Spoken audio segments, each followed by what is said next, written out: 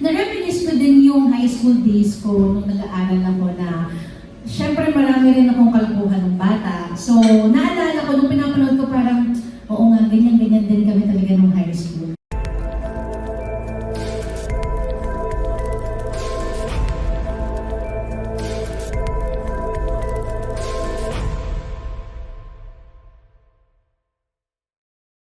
Can you just let's start off with can you tell us more about your role in this film?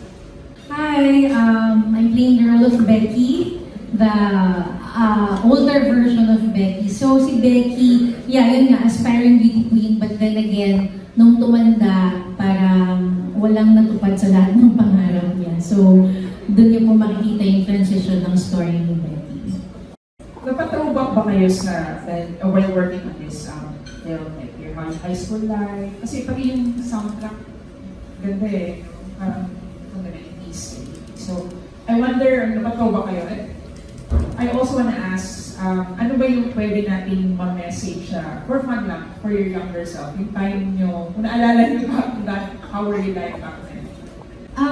Ako, well, one throwback kasi, syempre, original Viva Baby din ako. So, it's nice to work with, yan nga sila Ate Dina, sila Sunshine, sila Tanya, kasi kami naman yung magkaka-batch before. So, yung thought lang na magkakasama kami, super throwback na and parang nostalgic na yun sa akin. And then, na-reminisce ko din yung high school days ko nung nag-aaral ako na syempre marami rin akong kalbuhan ng bata. So, naalala ko nung pinapanood ko parang, oo nga, ganyan-ganyan din kami talaga nung high school. Kaya ako, yung message ko siguro sa younger self ko na mag-aral kang mabuti talaga para pag tumanda ka, meron kang palaging mapupuntahan sa buhay.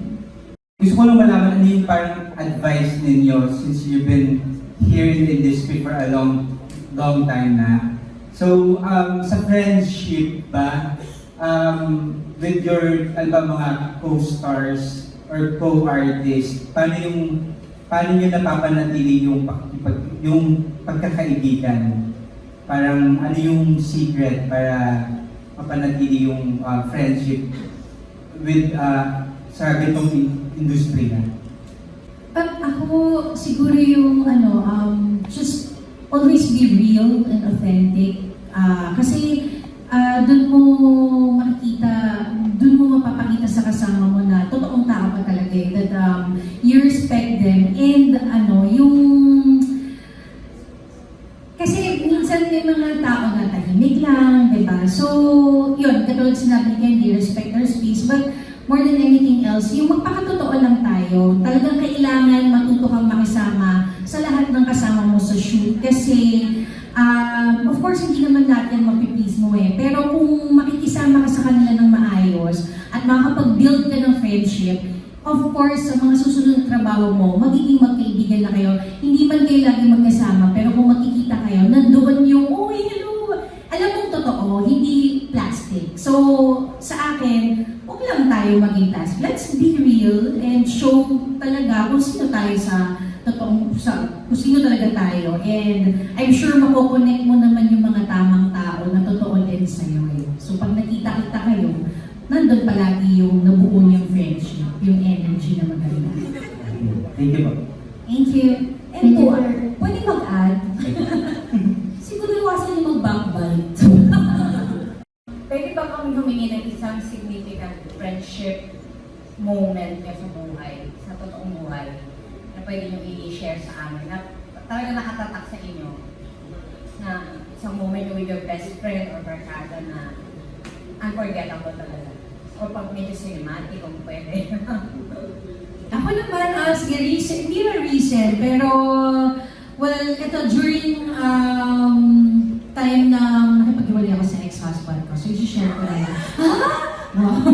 That was 2016. So, ito mga friends ko na to, they're from Viva Hot Babes, of course, kasi alam niyo naman, 2 dekada na kami magkakaibigan. So, very significant yung friendship namin kasi talagang even outside showbiz, kami pa rin yung magkakasama talaga. So, alam nila yung problema ko with my marriage. And then finally, nakapag-desisyon ako na makikipag-iwalay na ako. So, nasa, let's go celebrate! Kasi hate na hate nila yung ex-husband ko. Sobra. So, of course, na-touch ako ako dun sa thought na kahit, syempre, in a way, hindi ako malungkot kasi syempre galit ka, no? So, pero in a way, gusto mo nang may kausap araw-araw. So, kahit busy sila, araw-araw, lumalabas kami, nagkikwentuhan kami, pinagkikwentuhan namin siya, kung ano man, lahat ng gusto nilang sabihin or gusto kong sabihin, lahat ng sama ng loob ko.